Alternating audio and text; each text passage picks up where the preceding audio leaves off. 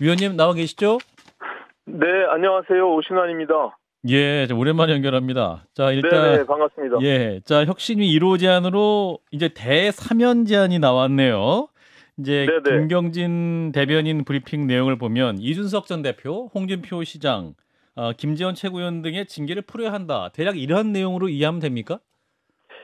일단은 저희가 어쨌든 국민 통합에 대한 그 큰 틀 속에서 예, 일단 당내 통합이 우선돼야 된다라는 전제가 있고요. 예, 예, 그 당내 통합을 위해서 결과적으로 대사면을 하는 것이 바람직하겠다는 의견들을 모았습니다. 음, 그래서 뭐 거기에 대상을 뭐 특정하지는 않았고요. 음, 이제 그 부분에 대해서는 이제 어쨌든 당의 지도부가 결정해야 될 문제이기 때문에 예, 혁신위 차원에서는 어쨌든 최대 통합을 통해서 더 민생 속으로 들어가는 것이 우리가 내년 총선을 승리할 수 있는 음, 그런 계기를 만들 수 있다. 예, 음. 이런 판단을 했습니다. 예. 지금 방금 속보가 왔는데 국민의힘에서 그 이준석, 홍준표 일괄 징계 해제 건의를 수용할 듯이라는 속보가 나와 있는데 그 위원님도 관련해서 들으신 바가 있으신가요? 아, 지도부의 판단은 제가 아직 들은 바는 아, 없고요. 그러시군요. 예, 오늘 예. 혁신이 회의 통해서 일단 그 안건 제안을 한 것이고, 음. 예, 그거를 신속하게 당 지도부가 수용을 한다면 예. 혁신위가 활동하는 첫 번째 그 계기를 음. 더욱더 적극적으로 활동할 수 있는데 힘을 실어주는 것이 아닌가 이렇게 판단이 됩니다. 이게 만약에 그러면 김기현 대표가 해제한다 선포를 하면 끝이 나는 거야? 아니면 어떤 최고위 회의 어떤 예, 정식 당내 절차가 있죠. 예. 당연히 예. 윤리위원회 징계가 있었기 때문에 그렇죠. 최고위에서 최종적으로 의결을 통해서 징계 해제를 해야 됩니다. 예. 그렇군요. 그러면 지금 혁신위에서 대상을 정하는 것은 아니고 당 지도부에 일임을 하신 상태로 제가 이해하면 될까요? 그렇습니다. 혁신위가 그것을 강제할 수 있는 권한은 없습니다. 그래서 예. 우리 어느 정당이나 지금 혁신위가 제대로 성공된 성과를 내지 못했던 것은 음. 소위 전권을 부여하는 그 이후에 지도부가 그것을 수용하고 공천혁신도 마찬가지고요. 예. 그렇게 어떻게 만들어 갈 것이냐라는 것도 혁신의 과제 중에 하나입니다. 그렇죠. 그래서 저희는 어쨌든 이런 부분들에 대한 우려를 저희가 잘 알고 있기 때문에 예.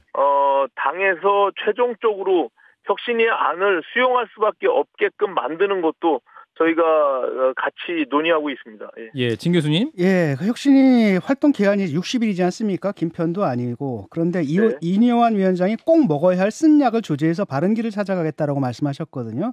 근데 네. 그 꼭 먹어야 할 그 쓴 약이 구체적으로 뭘 말하는지. 저희가 어쨌든 지금 이렇게 절박한 심정으로 혁신위를 만들게 된 것은 예. 강서 보궐선거에서 국민들의 민심을 정확하게 읽었기 때문입니다. 그걸 통해서 대통령실의 어떤 국정 기조의 메시지도 저는 변화가 있다고 보고요. 예. 당도 그런 지금의 상태로는 정말 우리가 내년 총선을 치를 수가 없다. 그리고 국민들의 민심에서 너무 멀어졌다라는 것에 대한 반성에서부터 전 시작해야 된다고 보고요. 예. 그 전제 하에 혁신이라는 의미 자체가 갖고 있는 것처럼 이제 모든 걸 바꿔서 새롭게 만들어가야 된다는 생각이 있고요. 예. 그 큰 틀에서 아까 말씀드린 대통합과 그리고 민생 이런 것들을 통해서 우리가 더욱더 현장 속으로 들어가는 그런 당의 모습을 만드는 것이 결과적으로 혁신이다 이렇게 생각을 합니다. 예, 한 가지 좀 더 질문을 드리자면은 한간에선 그러더라고요. 오신환 혁신위원께서는 이준석 전 대표, 유승민 전 의원 쪽 목소리를 잘 대변하는 역할을 할 것 같다 이렇게 그렇게들 얘기를 하는데 제가 볼 때도 그 혁신위에서 가장 중요한 게 통합에서 가장 중요한 게 역시 이제 그 이준석 전 대표, 유승민 전 의원 이들을 통합해내서 이들에게 이제 당내에서 어떤 역할을 주느냐 그것까지 해내는 게 굉장히 중요한 과제라고 생각하는데 어떻게 생각하시는지요? 네, 지금 진 교수님 말씀 굉장히 사실 어려운 과제입니다. 예. 오늘 저희가 대통합을 위한 대사면을 제안했지만 또 예. 이준석 전 대표의 반응이 안 일단 좋죠. 반성문부터 써라 이거거든요. 이제 그런 어떤 좀 지나는 과정들이 사실은 좀 있을 것 같고요. 쉽지 않은 과제지만 말씀하신 대로 과거 사실 오만한 권력에 대한 심판으로 정권 교체가 이루어졌습니다. 근데 예. 저희가 그동안 사실 국민들께 오만하게 비춰졌다고 보여지고요. 그것을 더 아래로 내려가서 변화해야 된다고 생각을 하고 그 중심에는 과거 중도층이 바라봤을 때 그 합리적인 상식적인 정치를 바랬던 그분들의 마음이 적어도 7대3으로 윤석열 후보를 지지했다고 봅니다. 근데 예. 지난 강서 보궐선거에서 그것이 완전히 뒤로 뒤집혀서 3대7의 구도가 나온 것을 봐서는 다시 그것을 회복하기 위해서는 저희가 중도를 아우르는 더 큰 확장의 통합의 메시지 그리고 그것이 과연 당이 실제로 신뢰할 수 있는 실천 의지가 있느냐 그런 것들이 매우 중요한 판단이 되리라고 생각됩니다. 네, 그런 의미에서 일단 혁신위 차원에서 이준석 전 대표, 유승민 전 의원을 만나는 걸 뭐 제안해 볼 수도 있지 않습니까? 어떻게 생각하십니까? 이미 인요한 위원장께서 예. 예, 양쪽 다 만나겠다는 의사 표시를 했고요. 예. 네. 예, 그것이 실제 이제 성사되기까지의 과정들이 좀 남아 있는 것 같습니다. 예. 그리고 물론 이제 만남만으로 끝날 것이 아니라 말씀하신 대로 그동안 우리가 다양한 목소리를 품지 못했던 예. 그 정당의 모습이 국민들로부터 사실은 신뢰를 잃어갔다고 보여지기 때문에 오늘 인요한 위원장 말씀하신 대로 통합과 희생 그리고 다양성 이런 것들을 전제로 해서 더욱 폭넓은 그런 어떤 활동들이 국민들께 이제 보여지지 않을까 이렇게 생각하고요. 위원님. 첫 번째 오늘 근데 예. 이준석 전 대표가 이제 그 대사면 얘기가 나오자 SNS에 바로 글 올린 거 의원님도 보셨죠? 거기 보면 네, 그렇습니다. 예. 이런 식 접근은 사태 악화시킨다. 그리고 네. 재론치 안 하면 좋겠다. 그리고 권력의 횡포를 지적하는 좀 더 근본적인 걸 하라고 했는데 저는 이제 네. 이게 권력의 횡포 지적하라 이것이 대통령에 대한 메시지 좀 더 명확히 하시라 이런 말씀인 것 같습니다. 네, 그렇게 보여지는데요. 일단은 저희가 당내의 혁신 기구입니다. 그래서 당이 먼저 어떻게 선제적으로 바꿔 나갈 것인지를 우리가 논의하게 될 거고요. 예. 그 과정 속에서 지금 말씀하신 지난번에 보궐선거의 심판도 잘못된 당청 관계를 바로잡으라는 거 아닙니까? 예. 당이 좀 더 독립적이고 주체적으로 음. 국민들께 비전을 제시하고 민생을 챙기는 모습으로 나아가야 된다고 봅니다. 그래서 그 연장선상에서 결과적으로 대통령실과의 관계를 어떻게 정립할 것이냐, 그리고 대통령실을 어떻게 바꿔 나갈 것이냐, 이런 부분들도 하나의 미션으로 남아있다, 이렇게 보여집니다.